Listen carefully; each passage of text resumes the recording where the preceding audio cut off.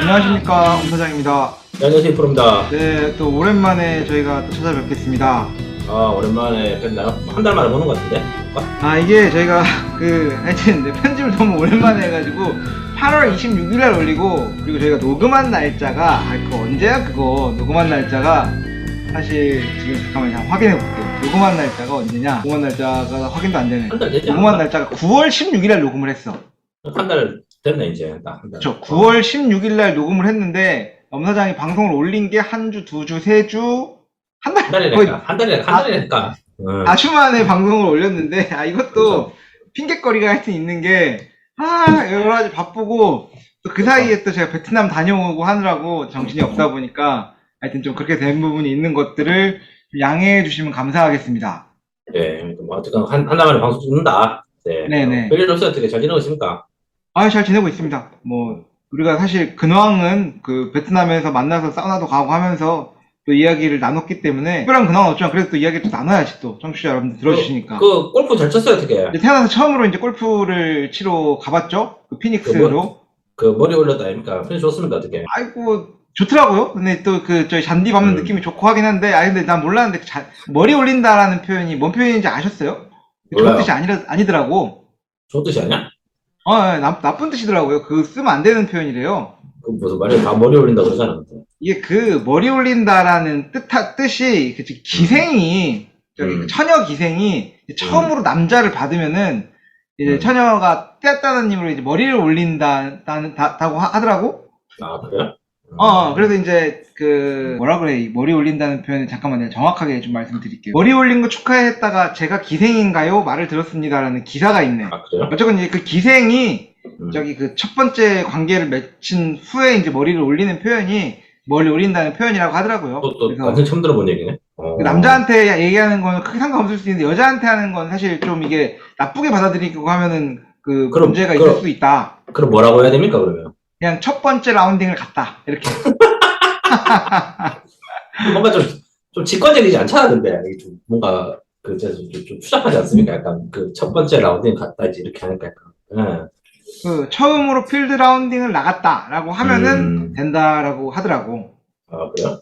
뭐 그렇다는데 어쩌습니까? 어쨌건 좋은 표현이 아니라 그래서, 그래도 이제 그거 얘기했다가 누군가가 지적을 해주셔가지고, 그래도 뭐, 관용적인 표현이긴 하지만, 뭐, 그렇구나. 이렇게 이해하고 넘어갔다는 걸로, 그냥. 잘 쳤어요. 뭐, 저도 처음 나갔고, 사실 제가 뭐, 한국에서 연습장 조금 나가고, 몇 번 레슨 받고 하긴 했지만, 뭐, 그렇게 뭐, 골프를 막 그런 사람은 아니었기 때문에, 사실 이번에 베트남 출장 길 갔을 때, 제가 이제 와이프가 동행을 했는데, 와이프는 이제 저보다 조금 더 빠르게 레슨도 많이 받고, 뭐, 필드는 안 나가봤지만 연습장도 좀 오래 다니고 그래서, 골프를 꼭 치러 나가고 싶어 했었어요. 그래서 이제 와이프가 같이 가는데 내가 또 아예 모르면 또 재미가 없으니까 그거에 맞춰가지고 급하게 배우느라고, 저는 사실 7번 아이언만 잡고 연습을 좀 하다가 드라이버도 못 잡은 상태에서 연습장에 나갔고요. 그 필드에 나갔고, 그래도 뭐 돌아다니면서 치니까 뭐 대충 공은 맞더라고요.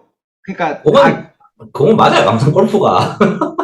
그치. 근데 공도 못 맞추는 경우가 많이 있잖아. 그리고 18홀을 다 돌았는데 이제 9홀까지는 그래도 치면은 거의 맞게 올바른 방향으로 나가는 쪽이더라고. 그래서 이게, 진짜, 잘 나가더라고요. 그래서, 조금만 열심히 쳐가지고 이게 공이 쭉쭉쭉 잘 나가면 더 재미있겠다라는 생각은 했고, 근데 이제 나갔던 날이 워낙 습한 날이어가지고 막 땀이 너무 범벅이 되고 그래서, 그런 부분은 좀, 골프를 끝나고 나니까 이게 뭔가 재미있게 놀았다라는 느낌보다는 오늘 힘겨운 노동이 끝났다는 느낌이 더 크더라고. 그렇구나. 저도 요즘에 가끔 그냥 골프 연습은 하는데 이게 참 어려운 운동 같아, 골프가 개인적으로는. 저는 좀 생각이 나는 게 뭐냐면, 모든 골프의 문제점은 공을 맞출 수 있기 때문에 문제인 것 같아, 개인적으로. 예를 들면 아예 공이 안 맞잖아. 그럼 우리가 그 잘못된 방법 자체로 이게 습관이 안 들고 시도를 안 하는 건데, 골프는 좀 그런 게 있잖아요. 몸의 협응성이라 해야 되냐? 어쨌든 간에 가만히 있는 공을 치는 거기 때문에 공을 맞출 수 있어요, 누구든 간에. 이게 잘된 자세인지 잘못된 자세고, 이게 잘못된 자세니까 우리가 공이 안 나가는 건데, 공은 누구나 맞춘단 말이야. 그러니까 더 이게 안 좋은 습관이 드는 것 같다고, 난 개인적으로. 예를 들면 아예 공이 안 맞아. 그래서 공 맞추는 것 자체가 의미 있는 행동이라면은 참. 그렇지. 그러니까 원래는 우리 공을 맞추기 위해 하는 게 아니고 공을 잘 맞추기 위해서 하는 건데 그래서 골프가 더 힘든 것 같아 다른 운동에 비해서. 예를 들면은 뭐 탁구를 친다, 뭐 축구를 한다. 예를 내가 발로 공을 차는데 공이 안 맞으면은 아예 그냥 다른 방법 시도를 할 거 아니야. 이건 완전히 잘못됐구나. 탁구를 치는데 그렇죠. 공이 날라오는데 내가 공은 안 맞아 쳤는데 그러면은 생각이 할 거 아니야. 아 이렇게 치는 게 탁구가 아니구나라고 생각할 건데 가만히 있는 공을 치는 거기 때문에 공은 어떻게든 맞추거든 누군가는. 그러다 보니까 이제 이게 자꾸 이러니까 안 좋은 습관이 몸에 밴다 그래야 되나? 그래가지고 골프가 저는 해본 운동 중에서 제일 힘든 것 같아요 개인적으로. 이 프로님은 그 골프 레슨도 좀 받아보시지 않았었나? 옛날에? 조금 듣긴 했는데 뭐 옛날에 레슨 그 김 팀장이랑 박 실장이랑 같이 골프 레슨 그 받으러 가고 했던 걸로 했었어요. 기억합니다. 그때 받고는 안 받으셨나요? 얼마 전에도 잠깐 들었었는데 네. 별로 효과가 없어요. 유튜브 보고 따라하기 제일 좋은 것 같아요. 여기 베트남 레슨 비용은 얼마나 됩니까? 한 3, 400불, 한 500불 준 것 같은데?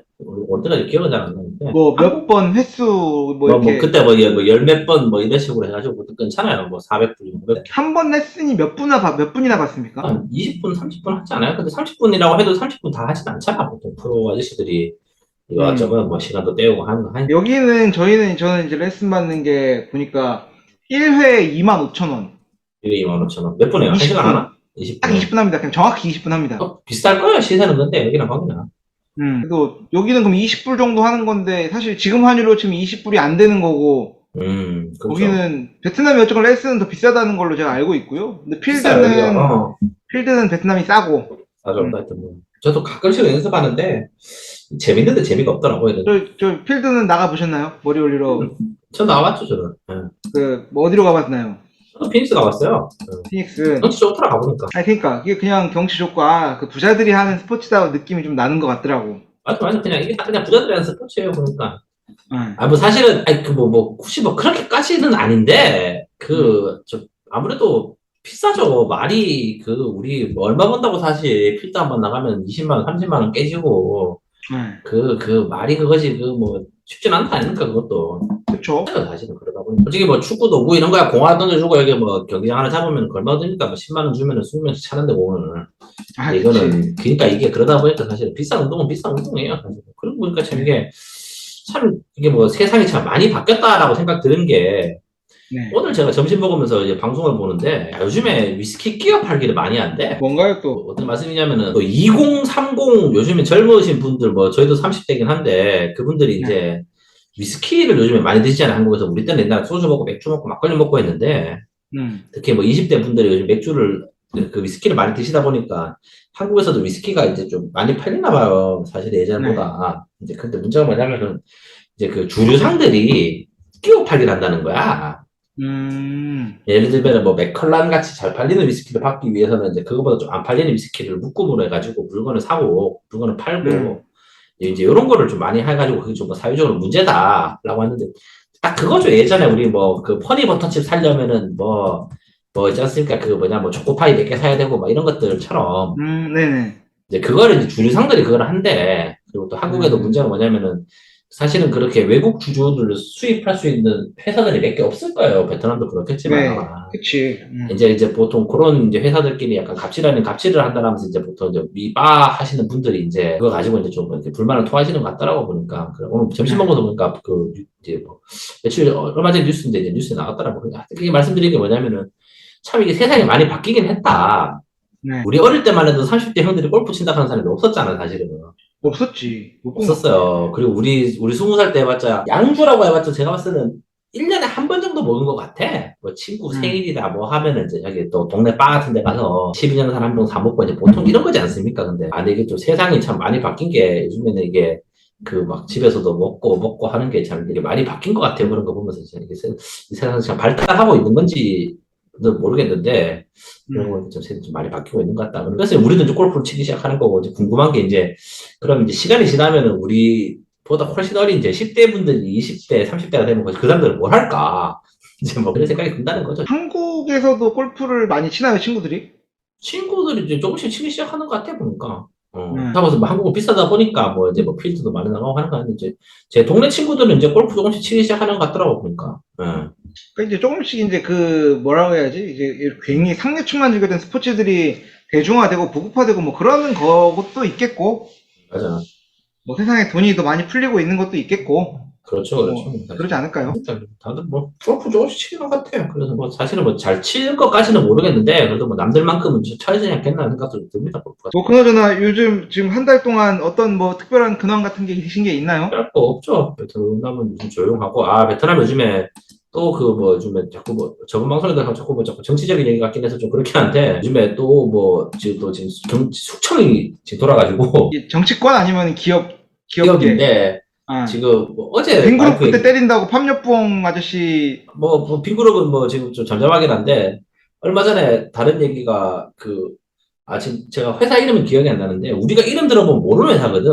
네. 그러니까 뭐 베트남에서 부동산 관련하고 뭐지 이런 쪽으로 좀 되게 노바랜드 그런 데가 아니에요. 오피셜하게 드러나는 회사가 아니고 와이프는 알더라. 와이프가 이제 저녁 먹으면서 얘기해 주는데 이게 부동산 그건 집안이래요. 그냥 돈 많은 집안이래. 베트남에는 구석이 가문인데 그 사람들이 이제 뭐 부동산도 하고 뭐 그런 사업을 하는데 그 와이프 얘기를 빌리자면은 그 원래 굉장히 조용한 집안이래.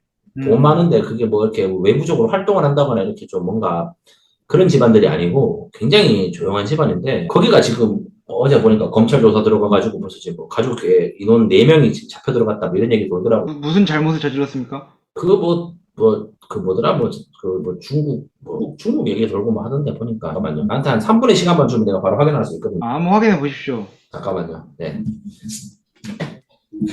와이프. 네, 뭐 확인했습니까? 물어보니까 뭐 지금 뭐 주가 조작 뭐 이런 것 때문에 지금 들어갔다는 것 같아. 정확한 그건 아직 안 나왔는데. 주가 조작은 영어로 뭐라고 합니까? 모르겠습니다. 그러니까 뭐 스톡 뭐 이런 얘기 하고 하는데 뭐 그런 식으로 해가지고 지금 뭐가 좀 이슈가 터진 것 같아요 보니까. 요즘에 말하는 게 지금 또 베트남 주식도 골로 가는데 지금 지금 확실히 이게 뭔가 지금 서열 정리하려고 하는 것 같아 보니까 정부에서. 와이프 얘기 들어보니까 굉장히 유석 있고 잘 나가는 동네예요. 이게 진짜 그 가문이 신흥 부자 이런 게 아니고 뭐 보니까 저기 베트남 저기 주식 남부 주식 주가 뭐지 거기 뭐 증권거래소 이런 데랑도 연관이 있고 하여튼 되게 그냥 호치민 증권거래소 굉장히 그냥 우리나라로 치면 뭐라 그러더냐 한국은 이제 한국 전쟁 이후로는 그런 건 없긴 하네 뭐 옛날처럼 뭐 신흥 뭐 기업에서 돈 번 사람도 제외하고 그건 없는데 하여튼 뭐 그런 상황이랍니다. 그래가지고 지금 요즘에 기업인들이 많이 숙청되고 있다 베트남에서. 그 말고 또 베트남에 또 새로운 이슈나 뭐 그런 거 있는 거 있나요? 저 먹고 살기가 바쁜데 요즘에. 근데 거기 있다 보면 내가 궁금한 게 베트남 사람들도 현지에서 나오는 그런 뭐 아이돌이나 연예인 이런 거 앞에 같이 있다 보면 와이프 관심 갖고 그런 게 있습니까? 아이고 블랙핑크 엄청 좋아하고요. 빅뱅도. 아니 그 베트남 로컬 가수 예를 들면 와이프 같은 경우는 이게 참 그 애국심이라 해야 되냐? 뭐 약간 그 국뽕 같은 국뽕이 있는 게 말씀드리자면 와이프가 썬뚱을 안 좋아하거든. 썬뚱을 별로 안 좋아해요. 썬뚱이 뭐냐면은 한국으로 치면 쥐드래곤이에요. 베트남 쥐드래곤인데 예를 들자면 와이프가 썬뚱을 좋아하진 않거든요. 근데 그때 보니까 저번에 그 썬뚱이 무슨 유튜브 조회수 뭐 어떻게 해가지고 뭐 엄청나게 그때 이슈 한번 된 적이 있었는데 그게 보니까 약간 이제 썬뚱 조회수 1등 만들어 주겠다고 와이프도 보지도 않는 유튜브를 계속 눌러주더라고. 그래서 보면서 맞아 그럼 지금 한번 있었어 예전에 컴퓨터 찾아보면 나올 거야 뭐 썬뚱이 아시아에서 가장 조회수가 높은 가수님 뭐 이런 얘기 하는 거 있지 않습니까? 그런 것처럼 그런 거 하나 만들어 보려고 막 그때 와이프가 밤에 막 누르더라고 계속 유튜브를. 베트남 또 이제 넷 그런 커뮤니티에서 이제 우리 도와주자 막 하는 뭐 그런 거 있잖아요. 페이스북 이런 걸로 썬뚱 1등 만들어 보자 그런 거 있잖아요. 옛날에 그 아기상어랑 또 뭐 저기 뭐야 뭐 핑크퐁 이런 것처럼. 그치 그 뭐 누가 1등이냐 대결하고 하는 것처럼. 그렇죠. 맞아 그런 느낌인데 그러니까 와이프가 그런 걸 하더라고요 보면서. 그래서 베트남 이런 거 하는구나 사람들이. 다시 말씀드리면 와이프가 썬뚱의 팬이 아니에요. 썬뚱 별로 좋아하진 않아. 근데 한국은 아이돌이 되게 빨리 바뀌는데 아직도 베트남은 썬뚱인가요? 썬뚱은 좀 쥐드래곤 같은 느낌이니까 주로 자주 나오는 거 치프 이런 애들 좀 영화도 찍고 하더군. 그러니까 그런 사람도 내가 있을 때 들어보면 한국은 뭐 내가 모르는 사이에 뭐 뉴진스 이런 사람들 알아요? 뉴진스는 누구예요? 뉴진스, 아이브 이런 사람들 알아요? 이런 그런 뭐 걸그룹? 아이브가 뭐야? 가수야? 모르지. 어떻게 알아 내가? 다시 압니까? 나도 몰라. 나도 모르니까 얘기하는 거야. 근데 지금 이제 그런 우리 뭐 블랙핑크나 이제 그런 시대들도 갖고 계속 이제 새로운 사람들이 생기는데 못 아, 따라가는 거야, 못 따라가. 어. 블랙핑크 약간 이제 원로 같은 느낌인가? 블랙핑크 이제 원로지 이제. 그래? 친구들 나이 몇 살이지? 그래, 나이가 많으신. 아니 많지는 않을 거고 뭐 그리고 뭐 소녀시대 우리 때는 뭐 그냥 그런데 베트남은 생각보다 이런 그 아이돌 세상이 빠르게 변화되는 건 아닌 것 같은 아직도 썬뚱 MTP 나오는 것 같고. 그럴 수도 있죠. 그 사람들 다 어릴 때 데뷔를 했으니까 좀 뭐 그렇지도 네. 않겠나 싶기도 한데. 하여튼 그래서 뭐 똔뚱 뭐 아직까지도 그런데 물론 뭐 이게 문제 요즘에 힙합 가수들은 좀 많이 보는 것 같고 하는 친구도 있지 않습니까? 좀 젊은 사람들은 좀 그게 트렌드인데 이게 또 한참 잘 나가. 네, 맞아요. 그래서 보면 요즘에 한 번씩 이 베트남 광고 보면은 뭐 주류 광고 이런 거 있지 않습니까?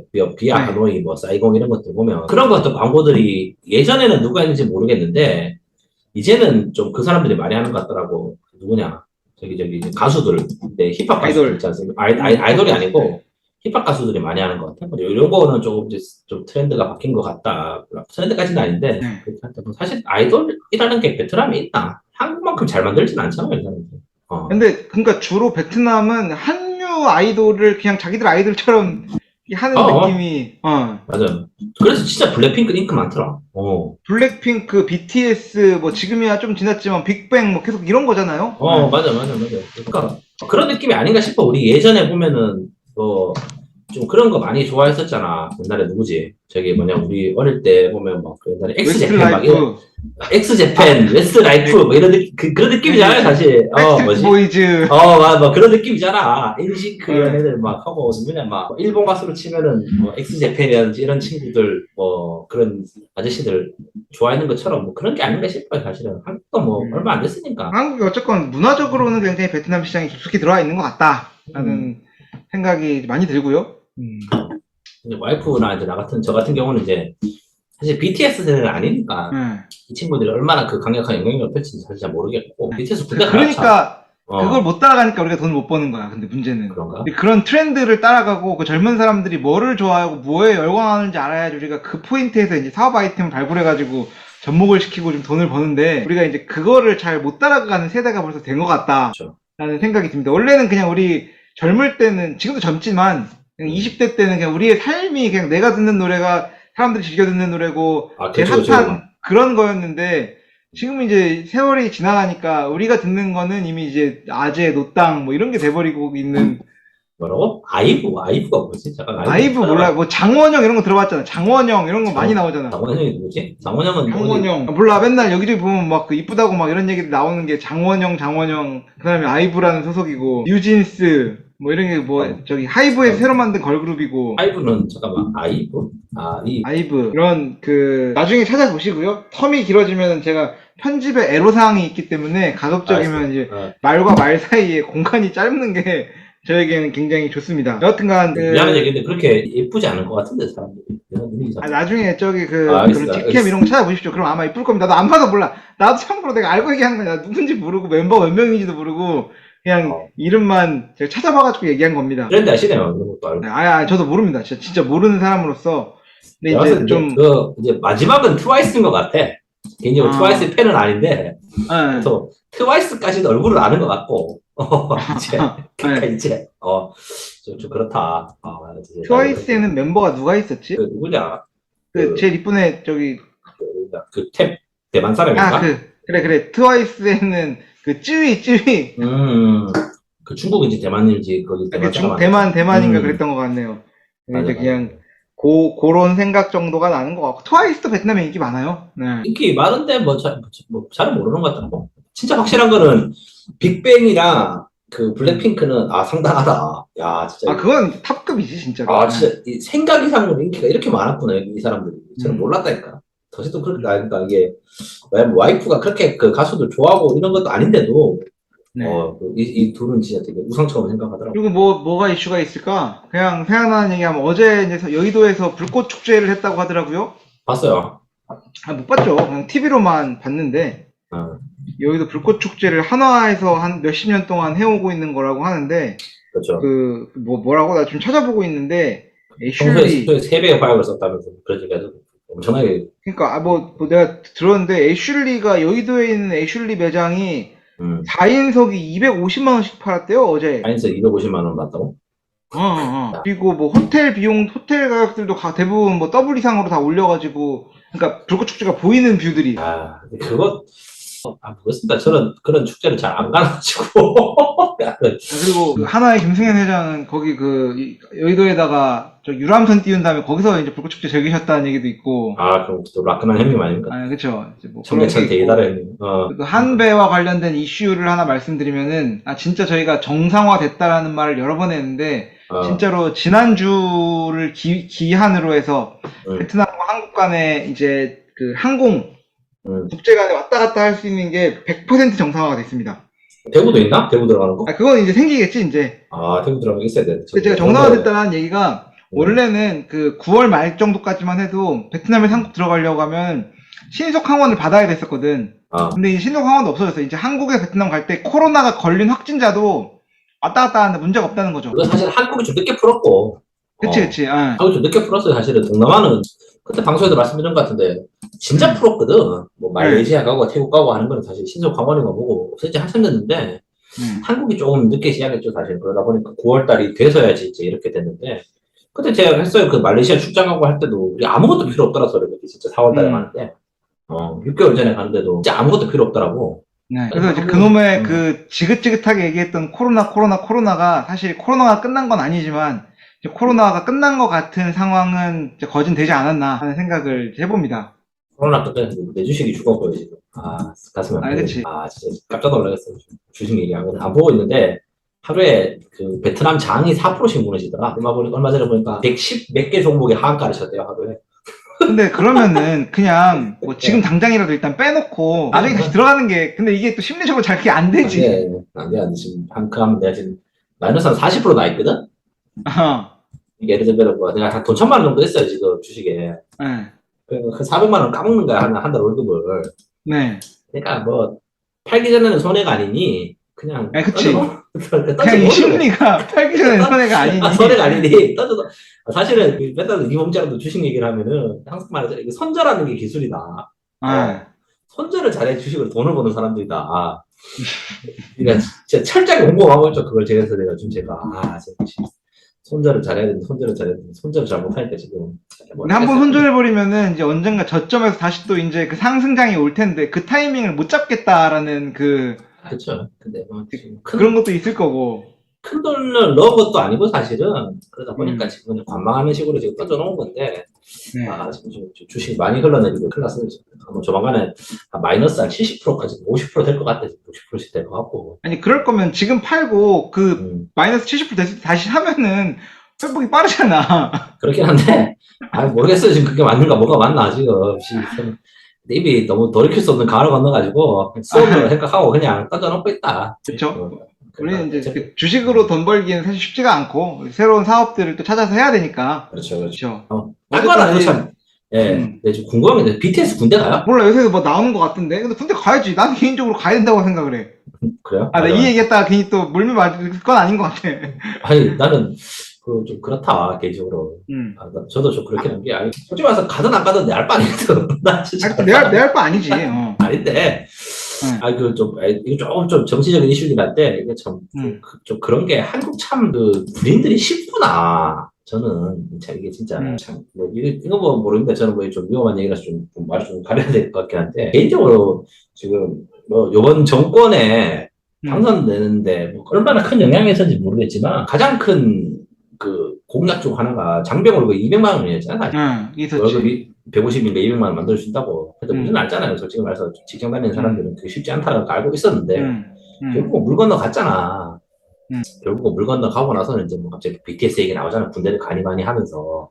사람들은 이제, 솔직히 말해서 제 생각이 뭐냐면, 월급 200만 원 중요하지, BTS 가는지 안 가는지 중요하지 않아요, 사실. BTS 간들, 안 간들, 뭐 우리 군생활에 나아진 게 하나도 없거든. 그치. 근데 이제 뭐 어쨌든 간에 이제 BTS 200만 원 나오면서 그 얘기는 쏙 들어갔잖아. 하면서. 그러니까 이건 이제 지금 정부가 그걸 가지고 이제 프로파간다를 조종했다는 얘기가 아니고 사실 좀 의심스럽긴 하지만 사실은 좀 말씀드리고 싶은 게 미국에서 국군 장병들 예를 들면 월급 200만 원 올려준다 그랬어. 지금 받는 돈에 2배를 올려주겠다. 근데 갑자기 정부에서 못하겠다 한 거야. 그래서 내가 봤을 때 그 정도 가만히 안 있을 것 같거든. 이번에 뭐 군인들, 뭐 퇴직한 군인들한테 군인연금을 2배로 올려주겠습니다. 이게 그 미국 대선 공약인데, 그거를 대선 공약이야. 대선 공약이고 했는데, 갑자기 와가지고 당선되고 나서 못하겠습니다 하면서 하면은, 내가 봤을 때는 그 군인 아저씨들 상당히 화를 많이 낼 것 같거든. 미국 군인 아저씨들은. 그치. 미국 국민들이 그거에 대해서 굉장히 많이 분노할 것 같아서 개인적으로 생각했을 때는. 그쵸, 화가 나죠. 예. 근데 야 진짜 한국 군인들 참 한국 사람들 전 착하다 생각하는 게 자꾸 이게 뭐 착한 건지 멍청한 건지 모르겠는데 자꾸 뭐 BTS 얘기하는 게 저는 좀 그게 그런 게 사실은 화를 내야 되는 게 BTS가 가온 거가 중요한 게 아니고 그러니까 이런 식으로 공간을 칠 수 있었다라는 그 자체의 사람들이 화를 내야 되는 게 우선이 아닌가라는 게 제 생각이에요 사실은. 근데 뭐 좀 무슨 얘기인지 모르겠고 좀 이상한 얘기인데 그렇다는 거죠. 그렇습니다. 그래서 군대 가나?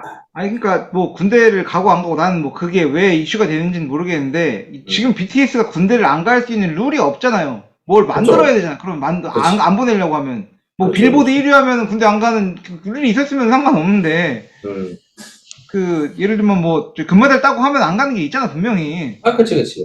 근데 그거는 이제 룰에 따른 건데 이제 BTS 때문에 그 억지 룰을 뭐 빌보드 1위로 만들어준다 이게 사실 좀 말이 좀 안 되는 거고. 그러니까 제 생각에는 BTS 가지고 우리 정치권 아저씨들이 간 보는 것 같아요. 그냥 간도 보면서 그냥 이렇게 분위기 환기시키면서 그냥 옛날에 공약이라고 떠들어놨던 거지. 지금 책임을 못 지게 싶으니까 그런 게 아닌가 생각하는 거죠. 좋습니다. 하여튼 뭐 BTS 얘기는 여기까지 하시고 제가 지난주에 베트남에 들어갔었어요. 지난주는 아니고 지지난주에 갔구나. 제가 28일 날 들어갔다가 10월 3일 날 4박 5일인가요? 수, 목, 금, 토, 일, 월이니까 엄밀히 치면 이제 5박 6일 정도 다녀왔는데 4박 6일 베트남 다녀와서 이제 그때 이제 베트남에 있는 동안에도 이 프로랑 뭐 잠깐 만나서 커피 한잔 하고 또 사우나도 가가지고 한번 하고 점심도 같이 먹고 뭐 이런 시간들이 있었고요. 그때 이제 사모님이랑 같이 가서 베트남 이제 시장도 둘러보고 저희 개인적으로 이제 회사 차원에서 뭐 워크샵이나 이런 것들도 진행을 하고 이제 그렇게 온 케이스였는데 이제 베트남에 갔다가 오면서 제가 이제 생각하고 고민하고 있던 게 한국은 굉장히 사업하기 어렵고 베트남이라는 나라가 나한테 굉장히 친숙하고 좋은 나라고 한국에 들어와서 저희가 했었던 지금 여러분 다 알고 계시겠지만 저희 베이커리 사업하고 있는 것들이 굉장히 또 잘 되고 우리가 그런 기술과 인프라와 네트워크들을 구축하고 있으니 이 두 가지 접목하는 거에 대해서 항상 생각을 해왔지만 이 시간을 좀 너무 뒤로 미루지 말고 빨리 땡겨가지고 베트남에다 바로 이 사업을 하면 어떻겠나 하는 생각들을 조금 본격적으로 하겠다는 계기가 됐던 것 같아. 사실 아웃 오브 사이트 아웃 오브 마인드잖아요. 맞아요.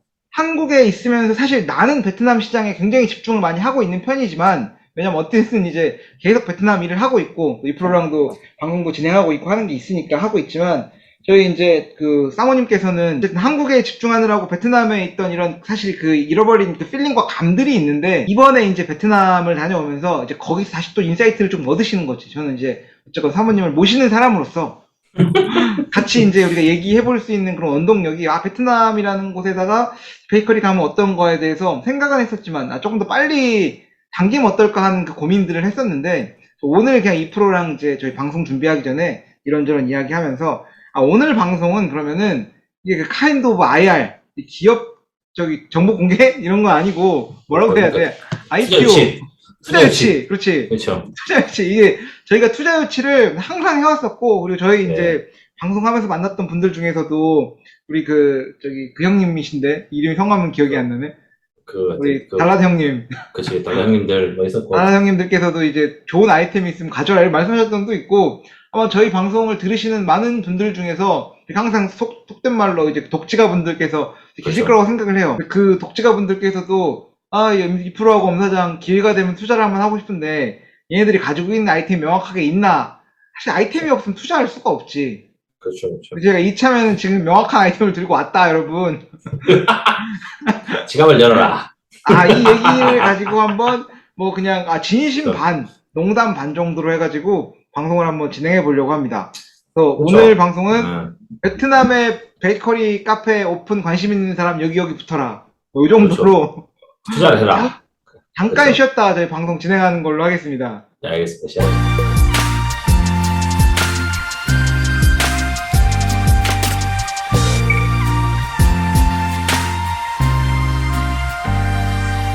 네, 다시 돌아왔습니다.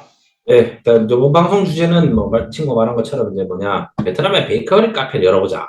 이제 뭐 이런 거 네. 가지고 이제 얘기를 한번 해보자. 저희가 한국에서 이제 베이커리 카페 사업을 뭐 본격적으로 시작한 거는 2020년도 초에 시작을 해서 이제 뭐 코로나 때문에 어려움을 겪다가 지금은 이제 구리에다가 자리를 잡고는 지금 안정 궤도에 지금 올라가는 상황이고요. 그리고 이제 네. 가맹 사업으로도 여러 개를 이제 열고 있는 상황이니까 사실 베이커리 쪽에 대해서는 뭐 제가 자체가 뭐 이런 제빵에 대한 기술이 있거나 뭐 그런 건 아니지만 저도 여기서 이제 한 1년 정도 있으면서 좀 더 깊숙하게 들어가서 알 수 있는 기회를 좀 가졌던 거고, 저희 또 그 패밀리 쪽이 이쪽으로 이제 제빵 기술이나 이런 장비나 이런 프랜차이즈 사업에 대한 노하우를 와이프랑 저랑 또 가족들이 가지고 있는 상황이니, 베이커리는 사실 이제 현재로서는 제가 가지고 있는 저의 뭐 직접적 간접적으로 가지고 있는 그냥 전문 분야라고 할 수가 있겠죠. 그렇죠. 네. 그 친구는 지금 2년 반 정도 운영을 했죠. 그래서 카페. 아까 이제 말씀드렸던 대로 네. 원래는 한국에서 베이커리를 조금 확장을 좀 하고 이렇게 이제 좀 돈이 벌리고 하면은 나중에 미래 시장으로서 베이커리는 아직도 한국에서도 트렌드이기도 하니 나중에 베트남에 가서 직접 투자금을 가지고 좀 돈을 좀 투자해 가면서 일을 하면 어떨게 하는 생각을 좀 막연히 했었던 게, 당연히 그럴 수밖에 없는 게 내가 쥐고 있는 전문성이라는 게 베트남이라는 게 있는 거고, 그리고 이제 그렇죠. 베이커리라는 거는 한국에서 있는데 지금 그 두 개를 접목할 수 있는 방법이라는 게 사실 많지가 않거든. 이 베이커리를 베트남 들고 오면 이거는 접목이 되는 거지. 두 개의 전문성이 이제 폭발력 있는 뭔가를 만들 수 있는 계기가 되는 건데, 아직까지는 이제 그런 계기를 못 찾았다가 이번에 이제 가면서 사실 뭐가 있었냐면요. 네. 와이프가 이제 베트남에서 어쨌건 여러 가지 친구들을 만나고 사귀면서 네트워크가 있고 하니 이번에 갔을 때 이제 대학원을 나왔는데 와이프가 대학원 동기를 만난 거죠.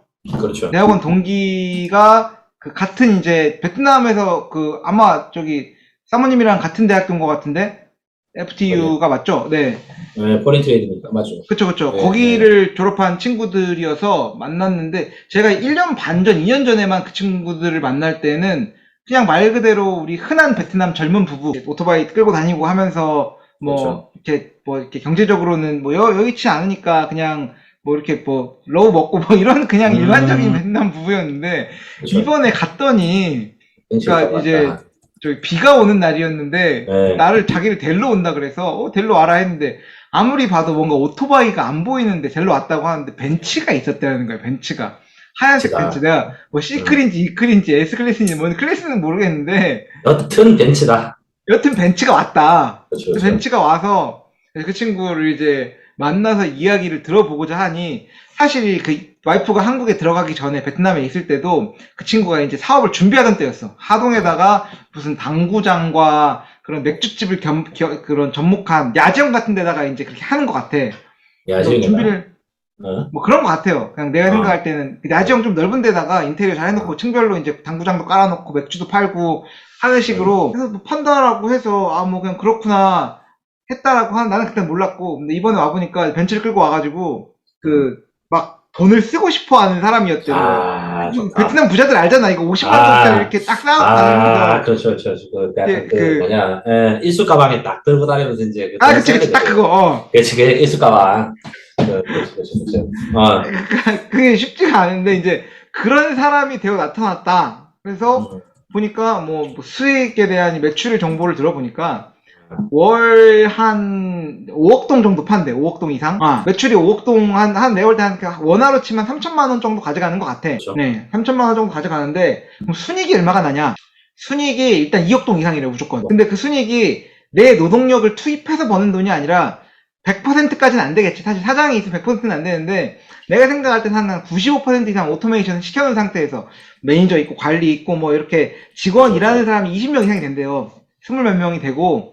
대학이니까 크게 필요하겠죠. 그래서 그렇게 돌아가는 상태에서 어쨌건 사장이 가져가는 돈이 일단은 뭐 최소 1,000만 원 이상을 가져가는 상황이 됐다라는 거지. 근데 그걸 보면서 야, 3천만 원 팔아서 마진율이 30%가 남는다. 다 투자하고 쓰고. 남지 숫자 많으니까. 이런 구조가 한국은 안 나와요. 그렇게 절대로. 한국은 이렇게 못 나오지 절대로. 마진 30%가 안 나온다고? 한국은 어떤 장사를 해도 마진 30%가 나기가 쉽지가 않죠. 10%에서 20% 먹으면 20%는 진짜 많은 거고, 보통 보면은 뭐 저는 빵집이니까 뭐 파리바게뜨니 이런 빵집에서 매출액 대비 그렇게 마진율로 잡는 게 뭐 7, 8%?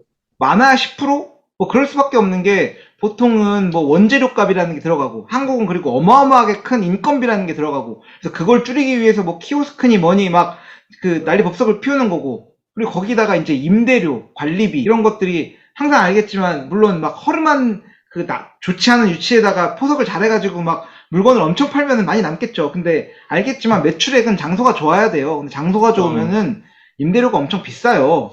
그렇지. 이제 그런 것들도 있고 그리고 제가 이 프로랑도 조금 전에 얘기를 많이 했는데 카페 펠라라는 데가 뭐 내가 생각할 때 우리 흔한 느낌으로 뭔가 막 베트남에 한국에 블루보틀이 들어온 느낌? 약간 이런 느낌 아닐까? 뭔가 그런.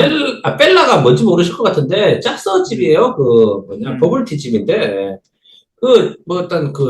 제가 뭐 친구들한테 얘기했고, 주위에도 얘기했는데, 제 와이프가 갑자기 어느 순간 그 카페 얘기를 하기 시작하더라고. 호황게임 쪽에 사무실이 있는데, 거기 사람들 그걸 많이 시켜먹기 시작한다. 심상치가 않다. 그 얘기가 나오고 석 달이 안 됐어요. 지금 하노이에 진짜 엄청나게 생기고 있거든요, 가게가. 그래서 그 같은 이게 뭐 벨라라는 게 이 친구 말하는 게 뭐냐면 하노이에서 지금 가장 잘 나가고 있는 버블티 차라고 하면은 녹차 생각하실 것 같은데 그게 아니고 버블티 한국에도 많이 먹나? 타이거 슈거 그러니까 네. 커피도 팔고 버블티가 메인은 아니고 커피도 팔고 말 그대로 콜드브루한 거긴 콜드브루가 팔길 나는 콜드브루 커피인 줄 알았어. 근데 콜드브루 차더라고. 차 아니야. 그거 아니야. 콜드브루가 있는 거. 커피랑 거의 없지 않나? 커피는 건데? 아니 있어요. 커피도 두 종류가 있고 그리고 이제 차들이 있고 거기다가 버블을 추가할 수 있도록 돼 있고 맞아요. 메뉴가 되게 단촐해요. 한 7, 8가지 정도 메뉴로 돼 있는데 맞아요. 되게 좁은 면적에 베트남 인건비가 싸해서 그러긴 하겠지만 막 베트남 직원이 한 15명씩 들어와 있어. 우리 사무실 맞아. 10명씩 있어요. 거기 지금 10명씩 있어. 맞아. 베트남은 인건비가 낮기 때문에 가능하다. 그리고 또 한국에 최근에 이제 이슈가 저희는 이제 연중무휴 매장이다 보니까 추석이나 이런 때가 끼면은 와, 이 추석 공휴일 날 이게 유급휴일이거든. 그러니까 뭐 이런 것들을 조치하기 위해서는 굉장히 한국은 힘겨운 거야. 사업을 이어가기가 자영업자들이. 근데 베트남은 이제 그런 저런 것들도 없고 그리고 베이커리 시장에 대해서도 뭐 사실 우리가 말하는 트렌디한 K 브레드라고 하면은 호치민은 잘 모르겠어요. 근데 하노이는 거의 뭐 브레드 팩토리라고 하는 매장이 지금 뭐 다 먹고 있는 상황이죠. 그렇죠. 그러면 이제 사실상 블루 오션이잖아. 그러면은 내가 잘하는 게 없으면은 뭐 할 말이 없다지만 지금 현재로서는 내가 한국에서 하고 있고 잘 하고 있는 그런 K 브레드라는 힘이 있고 베트남은 또 내가 또 7, 8년을 살아온 나의 그런 나와바리이기도 하고 제가 실제로도 베트남에 있는 그런 한국 기업들이 베트남 진출하는 걸 도와주는 컨설팅업을 하고 있으니까 그 일과 이 일이 결합될 수 있는 굉장히 최적점에 내가 있다라는 것들을 조금 더 뒤늦게 깨달은 거죠. 그냥 먼 미래의 일로만 생각했었는데 우리 사모님이랑 같이 제가 베트남 시장을 둘러보고 오니 이런 규제들이나 이런 것들도 많지 않고 한국은 빡세지만 그러면 이제 경찰이 인건비에 대한 부담이 굉장히 낮고 당연히 인테리어비도 한국보다는 쌀 거고 뭐 임대료도 한국보다 쌀 거고 물론 비싼 데도 있겠지만 그런 것들 저런 것들을 고려해 보자고 하면 가장 큰 건 인건비죠. 이런 것들을 고려해 보면은 베트남이라는 시장이 당장 먼 미래로 볼 게 아니라 지금 당장 가까운 시기로 봐서 진출을 염려를 해도 만약에 지금 당장 뭔가가 있다라고 하면은 뭐 최소 3개월에서 6개월 이내면은 이제 딱 런칭이 가능할 수 있는 상황이니까 단지 이제 문제가 뭐냐 돈이 없다. 그렇죠. 돈이 없죠. 그렇죠. 그래서 이제 뭐 속된 말로 투자는 여러 가지 종류가 있을 수가 있겠지. 뭐 내가 베트남에다가 프랜차이즈 가맹점을 해보겠다. 뭐 제가 생각할 때 면적에 따라 달라지고 좀 고민을 해봐야겠지만 뭐 좀 그래도 제대로 하려면 3억에서 한 5억이면 되게 크게 할 수 있을 것 같고 한 3억 이렇게 들어갈 것 같아. 작게 하면 할 수도 있지만 저희 베이커리 특성상 작게 하는 거는 조금 또 메리트가 없다라고 생각을 해서 베트남에서 진짜 제대로 된 K빵의 맛을 보여주자라는 개념으로 가면은 그러면 K가 좀 안 묻히면 안 됩니까? 굉장히 싫어하는데 K 뭐 이런 거 진짜 대단합니다. 방미 한국의 맛을 보여주자. 예.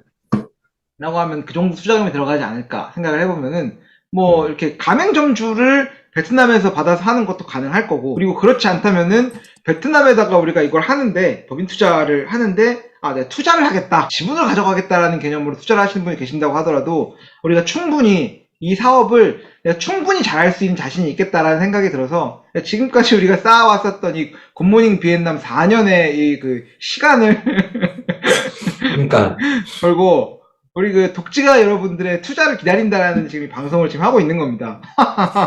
이거 뭐 재밌는 생각인 게 사실은 뭐 가짜가 싶으면은 그 빵을 많이 먹어요 베트남 사람들도 여기도 뭐 사실은 뭐 맨날 쌀국수 얘기하지만 여기도 프랑스 영향권이 있고 하다 보니 밥을 많이 먹고 빵집을 가보시면 아는데 빵이 진짜 많아요. 빵집이 사실 진짜 많아요. 진짜 저 요즘에 당신 집은 모르겠다. 우리 집 근처 가보니까 알잖아요. 그 도이권 쪽 저기 롯데 뒤쪽에 가지고 이제 베트남 진짜 가정집에 살아보고 많아 거기 뒤쪽에 진짜 빵집이 많아요. 진짜로 제 생각이상으로 한국에는 빵집이 만큼 없어 내가 봤을 때. 한국 파리바게뜨 뚜레쥬르가 그냥 그 길목 횡단보도 앞에 있는 거지. 그러니까 근데 베트남은 진짜 사람들 말이 사는 곳으로 와보니까 느끼는 게 빵집이 진짜 많아요. 빵을 많이 먹는 얘기거든. 간단히 말하면. 한국 대비해서 제가 봤을 때 많은 게 딱 두 가지가 있는 게 약국이랑 빵집이야. 아 맞아요. 약국도 많고 치과. 치과, 약국, 빵집. 그건 진짜 많은 것 같아요. 보니까. 그게 뭐냐면 그만큼 부족한 게 있으니까 많이 생겼다고 생각해요. 많이 소요가 있으니까 사람들이 빵집을 연대 생각하는데 근데 그 따지고 보면은 제대로 된 빵집이라고 봤을 때는 크게 없거든 사실. 진짜 없죠.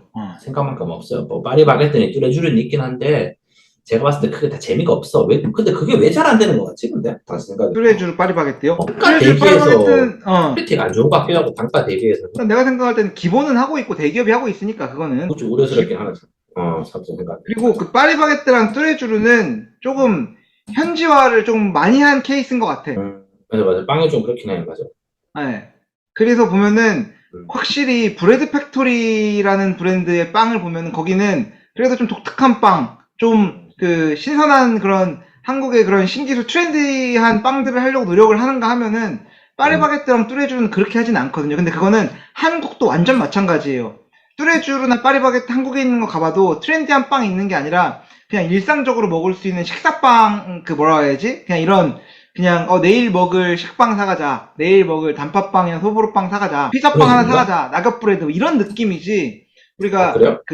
그쵸. 그 파리바게뜨나 뚜레쥬르에 우리가 시간을 보내거나 엔터테인을 하거나 내가 뭐 즐기고 돈을 쓰러 간다는 개념으로 파리바게뜨와 뚜레쥬르는 절대 가지 않죠. 그렇긴 하겠다, 맞네. 그렇죠. 한국은 이 베이커리 카페가 완전 트렌드인 게 예전만 해도 커피숍이 트렌드이던 시절이 있었어요. 근데 그 시절이라고 하면은 우리 커피숍 전성시대지. 막 스타벅스 치고 올라오고 막 이디야 커피니 투썸 플레이스니 타멘탐스니 뭐 이런 브랜드들이 막 난리 파산 때가 있었는데 지금은 사실상 이제 커피숍은 이제 지금 조금 하이엔드급으로 살아남아 있는 거는 스타벅스 하나가 남아 있는 거고 투썸이 이제 어떻게 해볼까 지금 노력을 하고 있는데 그 이외에는 다 저가 커피.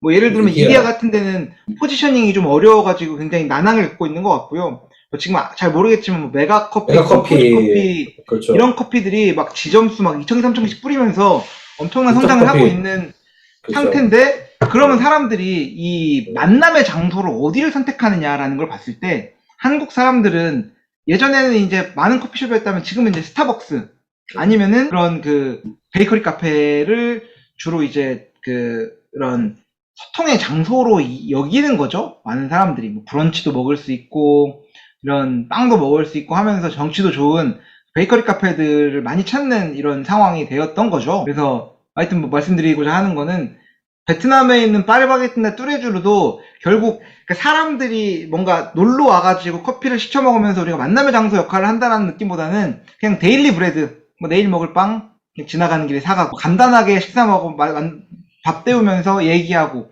뭐 이런 느낌으로 가는 거지. 브레드 팩토리랑 컨셉이 좀 다른 거죠. 브레드 팩토리에서 왜 커피를 마시거든요? 마시지 왜 안 마셔요? 그게 저는 조금 생각이 다른 게 브레드 팩토리는 그냥 데일리 빵이 잘 팔리는 거 아니야? 아니 근데 나도 지금 제가 저기 베트남에 지금 떠나 있는 지가 거진 1년이 돼가지고 감이 약간 떨어지긴 했는데 기본적으로는 이제 그 브레드 팩토리랑 파리바게뜨의 느낌 차이는 그렇다는 거지. 브레드 팩토리는 맛있는 빵을 먹기 위해서 이제 간다라는 느낌이 있다면 파리바게뜨는 그냥 빵 먹으러 빵 먹으러 간다는 내 말하는 게 그거지. 그러니까 당신이 말하고 싶은 얘기는 사실은 브레드가 아니고 그 빵집이 중요한 게 아니고 그 로케이션이 중요한 거잖아.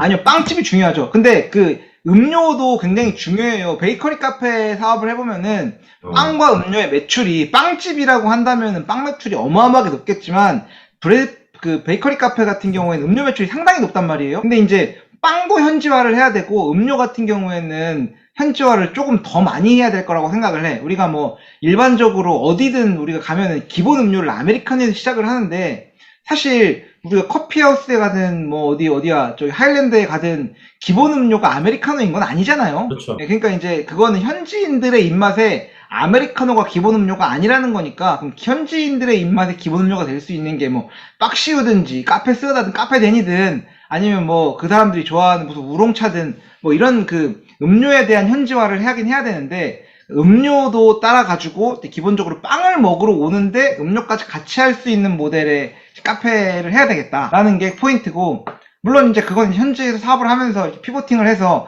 우리는 카페까지 같이 하려고 하면 공간도 많이 필요하고 하니 그냥 아예 빵집을 빵다이를 크게 깔아가지고 빵 전 진열대를 빵을 여러 가지로 빵만 판매해가는 곳을 할 수 있겠다라는 뭐 그거는 이제 또 현지 상황에 따라 맞춰갈 수 있는 부분이라고 생각이 되고요. 그러니까 제 생각은 그렇거든요. 그냥 브레드 팩토리는 빵집으로 성공을 한 거지. 굳이 음료를 먹겠다까지는 난 잘 모르겠어요. 개인적으로는 왜냐면 브레드 팩토리에서 음료수 마셔본 적이 없거든. 안에서. 근데 그것도 브레드 팩토리도 아마 지역별로 좀 포지션한 것 같은데 미딩 같은 데는 이제 그 아줌마들이 많이 모이는 성지 느낌으로 해서 2층 가보면은 많이 모여 커피까지 같이 마시는 곳이고요. 근데 보면은 호안겜에다가 브레드 팩토리가 지점을 냈어. 그럼 거기 보면은 거기 그 짱띠는 냈는데 거기는 앉아서 먹는데 거리 없어요. 거기는 이제 우리가 말하는 게 베이커리지 그냥 빵집. 그러니까 제 생각인데 당신이 더 잘 알겠지만 그러니까 당신 카페처럼 그 사람들이 빵집에서 뭔가를 소비한다는 게 아니고 그냥 외곽에 있는 그 빵도 파는 커피집에서 이렇게 시간을 이제 소비를 한다는 게 더 맞는 게 아닌가라는 제 생각이에요. 예전에 이걸 내가 말씀드리는 게 내가 한 4년 전쯤에 대구로 갔거든. 5년 됐다, 4년, 5년 전쯤에. 그때 그 대구에서 아시는 분이 프랜차이즈 크게 하시는 분이랑 그때 커피 한 잔을 마실 일이 있었는데 그때 이제 그분이 저를 데리고 가신 게 이제 그 대구 성서에 그 계명대학교에서도 차를 타고 갈 수 있는 좀 이상한 데였어요. 그 예전에 공장 자리였대, 거기가. 섬유공장 있고 한 자리인데. 가다 갔을 때 거긴 차가 없으면 갈 수 없는 자리인데, 거기에 이제 대구의 유명한 프랜차이즈인 그 커피명가를 거기다 냈더라고. 공장에다 넓은 부지로 해가지고 앞에 정원 깔아놓고, 그러면서 보니까 이제 주차장 크게 해가지고 어떻게 보면 당신이 하는 사업 모델은 똑같은 거 아니야, 그게. 거기 빵을 파니까 커피를 팔았고, 그래서 이제 그분 얘기가 이제 이게 한국에서 이제 앞으로 뜰 커피숍의 미래 모습이다. 이제 더 이상 이제 그렇게 좁은 동네 이제 골목 이런 데서 옆에 막 아는 사람 있는 사람 막 그 부딪히고 하는 게 아니고 이렇게 차를 끌고 와서 이제 외곽에서 이렇게 커피를 마시는 게 트렌드가 될 거라고 했고 당신이 안 그래도 이제 거기에 맞춰서 사업을 시작하고 있더라고 보니까. 그쵸. 그러니까 이게 뭐 횡설수설이 긴데 제가 봤을 때는 당신은 우리가 만약에 하게 되면은 빵집을 해야 되는 게 맞지 않냐라는 거지. 그러니까 오해를 하실 수가 있는 게 당신이 생각하는 그 사업 모델을 여기다가 이제 방송 청취자분한테 얘기를 하면은 뭐 외곽에 되게 크게 해가지고 막 그런 생각을 하실 수 있을 것 같아가지고. 그치. 그런 건 아니죠. 그치. 좀 오해가 있을 것 같아가지고 제가 좀 말이 횡설수설이 긴데 왜냐면은 내가 생각했을 때 한국에서 베이커리 카페라고 생각을 하시면은 그러니까 내가 말했던 걸 생각하실 거야 아마. 외곽에 맞아. 그치. 차 없으면 차 없으면 가기 힘들고 좀 외곽에 큰 평수로 해가지고 사람들이 여기서 엔터테인먼트도 즐기고 시간도 좀 보내면서 를 생각하시는 게 것 같아가지고 요거 좀 정정을 하는 게 필요하지 않겠냐. 그거는 좋은 포인트인 것 같아요. 아직까지는 한국은 이제 한국도 옛날에 뭐 파리바게뜨 뚜레쥬 처음 생겼을 때는 거기서 이제 모이기도 했겠지만 지금이야 동네 빵집이 된 거고. 근데 베트남에는 아직 이제 그런 동네 빵집이 제대로 된 빵집이 없으니. 그렇죠. 근데 그렇다고 해서 막 그 베트남에서는 그냥 뭐 아예 자리가 없고 그런 빵집 많이 있잖아요. 그냥 빵만 구워가지고 이제 저기 전일장에 깔아놓고 가는 길에 파는 이런 데들이 있는데 맞아. 그런 느낌은 아니고 당연히 커피 마실 수 있는 곳도 조금씩 있고 한데 그 위치는 당연히 뭐 이런 막 한국처럼 막 외곽에 있는 이런 느낌이 아니라 어쨌건 유동인구가 충분히 많고 사람들이 있는 뭐 평수로 치면은 넓으면 100평 넓지 않고 좁다면은 한 최소 60평, 70평 정도 되는 공간 정도는 하면은 좋겠다라는 생각을 하고 있는 거죠. 그래서 뭐 이제, 안 그래도 이 친구랑 얘기한 게 이제 그런 걸 하는 게 좋지 않겠냐, 사실은 했고, 네. 저도 뭐 생각을 했고 하는 게 상당히 참 좋은 아이디어인 것 같아요, 개인적으로는. 아직까지도 그게 없어. 진짜 그 뭐냐, 뭐 자꾸 했던 얘기 또 하는 것 같긴 한데, 그 빵도 제대로 만드는 데가 없다. 참 웃긴 얘기인데, 이게. 그치. 네. 그래서 일단은 다시 한번 또 말씀을 드리면은 이런 것들을 진행을 해보려고 하는데 아직까지는 뭐 직접적으로 그런 여력은 되지 않으니 혹시라도 독지가 여러분들이나 우리 또 그렇죠.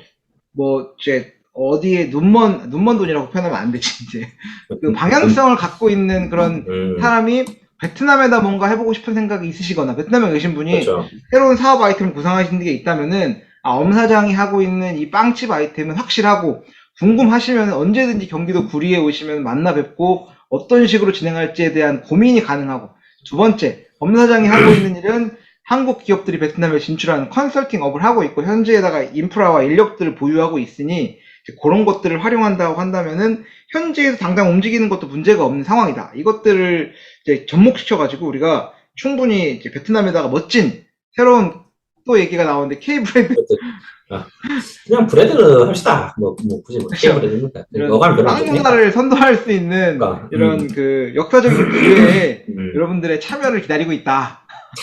아니 뭐 이 방송을 듣고 얼마나 많이 연락이 오실지 모르겠는데, 근데 괜찮은 생각 같아요. 저도 생각이. 그리고 뭐 그냥 브레드 팩토리가 되는 거 보면 물론 그분들 뭐 빵은 뭐 맛있긴 한데 저는 그 개인적으로 비싸서 안 사 먹거든요. 그 집 빵.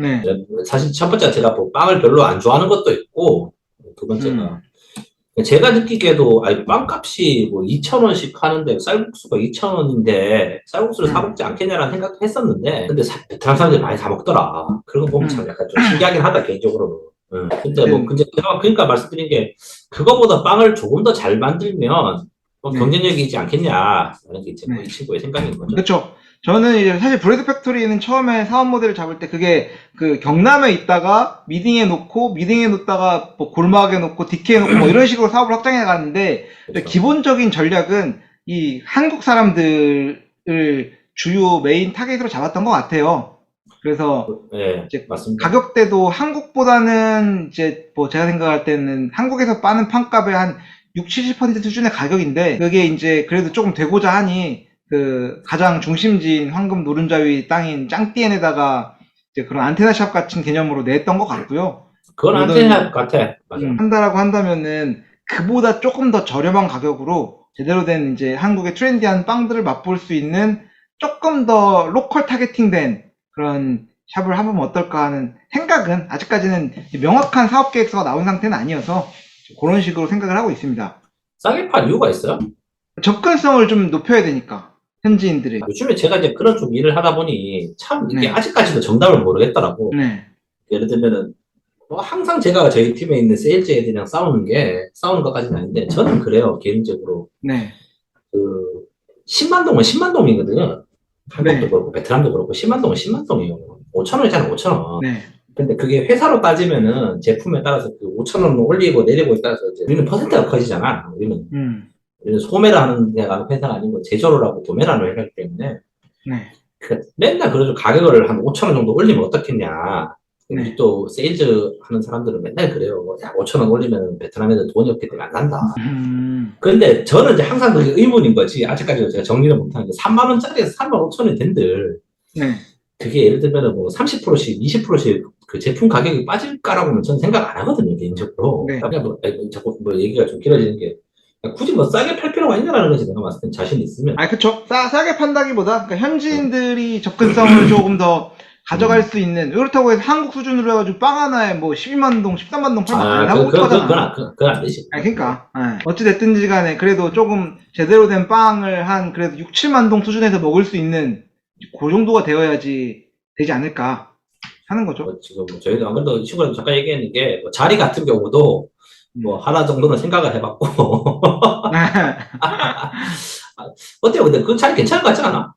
기본적으로 괜찮죠. 괜찮을 것 같은데 이제 물론 아직 그게 머릿속으로 어떤 곳인지 들어오지 않아가지고 그건 좀 더 나중에 베트남 오면 같이 한번 돌아다닙시다, 그런 거야, 보면. 아, 좋습니다. 그래서 이게 기회가 많지 않습니다, 여러분. 이 좋은 선착순으로 할 수 있는. 투자를 많이 받으면 이제 혼란스럽거든. 아, 그치. 투자를 많이 받을 수는 없고, 딱 그냥 한 분, 아니면은 한 분이 하기 좀 힘들다 그러면 한 두 분 정도가 해가지고, 아, 그것도 좀 힘든가? 그것도 맞나? 물론 뭐 한두 분 정도 그냥. 예. 그래서 이제 뭐, 러닝은 이제 내가 할 터이니 투자를 해주시면은 우리가 좋겠다. 가게 지분입니까? 회사 지분입니까? 중요하거든. 아, 그거는 이제 우리가 합의하기에 따라 달라있죠. 지금 그 합의는 유일하게 지금 이 첫 번째 투자의 시기에 오시는 분들만 우리가 합의할 수 있는 과정인 것 같고, 이미 그렇죠. 둘 다 가능할 것 같아요. 첫 번째를 회사를 차려가지고 외투법인으로 만든 다음에 그 자본이 결국은 이제 그 직영점이 돼야 되는 거잖아. 그렇게 가는 개념에서 회사가 될 수도 있겠고, 나중에 결국 우리가 회사가 세워진 다음부터는 그 매장에 대한 이제 그런 거겠죠. 가게에 대한 게 될 거니까. 그렇죠. 좋습니다. 연락이 오실 분이 있을까 모르겠네. 연락 주십시오. 재밌을 것 같으니까. 아, 진짜로 혹시라도 그냥 아주 간단한 관심이 있으시면은 연락을 주시면 되고요. 요즘 이제 연락되고 있는 수단이 우리가 인스타그램도 잘 사용하지 않고, 메일도 있나? 이메일도 있나? 뭐 이메일도 메일이 저희가 있긴 있는데 메일도 잘 안 주셔가지고 안 보고 있고 하니 사장에게 연락할 수 있는 방법이 어떻게 있을까? 핸드폰 번호를 깔 수도 없고. 카톡 있잖아요, 카톡. 그렇죠. 제 카톡으로 연락을 주시면 되고, 댓글로 이메일 주소 남겨주시면은 제가 진작에 연락드리겠습니다. 댓글은 팟빵. 네. 팟빵 남겨주시면 되고. 이거 뭐, 물론 뭐 이 친구가 하는 거라 가지고 저는 뭐 아무 힘이 없긴 하지만 제가 진지하게 얘기하는 거거든요. 네. 왜냐면은, 실제로 이 친구 업을 운영하고 있다는 게 상당히 큰 메리트가 있는 거라 가지고, 나 봤을 때 2, 3억씩도 안 들어, 이거. 제대로 하려면은 그렇게 들죠. 아, 그리고 문제는 뭐냐면 요새 환율 문제가 너무 심해가지고. 아, 그쵸. 환율의 문제 사실. 사실 이제 진짜 베스트는 베트남에다가 이거 VND 이거 동화 호치민 아저씨 그려진 거 돈 쌓아갖고 계신 분이면은 그건 진짜 왔다 베스트. 여기 지금 사실 돈 옮기는 거는 좀 무리가 있을 것 같아요. 지금 상당히 비싼데 지금 환이 안 좋아가지고. 그쵸. 근데 큰일 납니다. 베트남에 이렇게 통장에다가 이거 뭐 이율도 뭐 지금 뭐 크게 나쁘진 않은 상황이지만 이거를 베트남에다가 놓고 있는데 한국에다가 빼오자니 뭐 여의치도 않고 환치기도 좀 어렵고 그 돈을 그냥 어떻게 좀 써보고 싶은 생각이 있으시면은 뭐 해서 되면 좋은 거고. 이거는 될 것 같다라는 거는 좀 조심스러운데 안 될 이유도 없어. 이거는 안 될 이유도 없고, 그리고 하면은 진짜 제대로 할 겁니다, 이거는. 그렇죠. 그리고 제 친구가 회사 다니는 거 그런 게 아니고 지금 거기서 지금 본격적으로 일을 하고 있기 때문에. 네. 사실 뭐 저희도 방송에서 이런저런 얘기 많이 했지만 이거 뭐 사이드로 하는 건 아니고요. 사실 이 친구가 본업으로 하는 거고. 그쵸. 엄 사장이 가지고 있는 본업 두 개가 이제 컴프로마이즈 뭐라고 해야 돼, 이게 잘 엮일 수 있는, 융합될 수 있는 좋은 찬스이기 때문에 이 기회를 한번 조금 같이 잡아보실 수 있는 분이 있다라고 하면은 연락을 주시면은 제가 연락을 진지하게 드리고 찾아뵙고 또 이야기 나누고. 빵집이라 좋죠. 네. 하겠습니다. 큰 돈은 못 벌 것 같은데 빵을 팔아서 큰 돈을 버나? 모르겠다. 빵을 팔면 큰 돈을 벌죠. 베트남에서.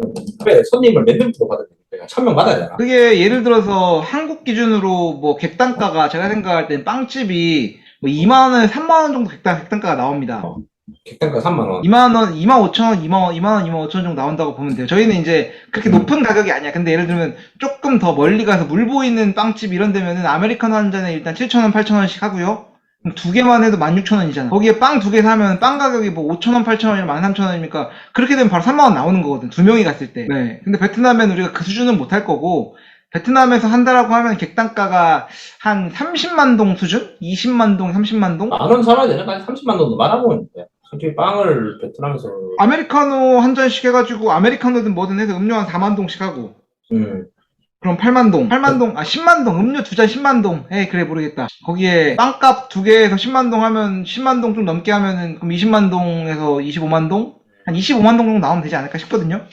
그러면, 딱 한국 객단가의 절반 정도. 그렇게 됐을 때, 뭐, 손님이 얼마나 오냐에 따라 달려있겠지만, 베트남은 워낙 순환도 빠르고, 이게 빠르니까, 유동이 많으니까, 오토바이 타고 쭉쭉 들어와가지고 쭉쭉 계산하고 쭉쭉 나가주시면은, 이제, 잘 되겠죠. 그거는, 저희가 구체적인 시장 조사에 대한 부분은 현재 착수한 상태로 이제 같이 합류하게 될 분이 계시면은 그때는 진지하게 저희가 이 마켓 리서치 결과에 대해서 리포트하고 함께 전략을 수립해 나가는 방향으로 해볼 수 있도록 하겠습니다.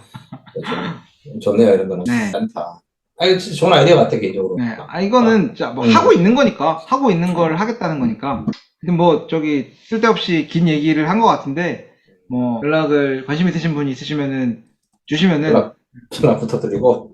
성심성의껏 또 답변 드리고, 연락 드리는 걸로 하겠습니다. 혹시 제 카톡 아이디가 궁금하시면은, 제 개인 카톡 아이디는 오픈하겠습니다.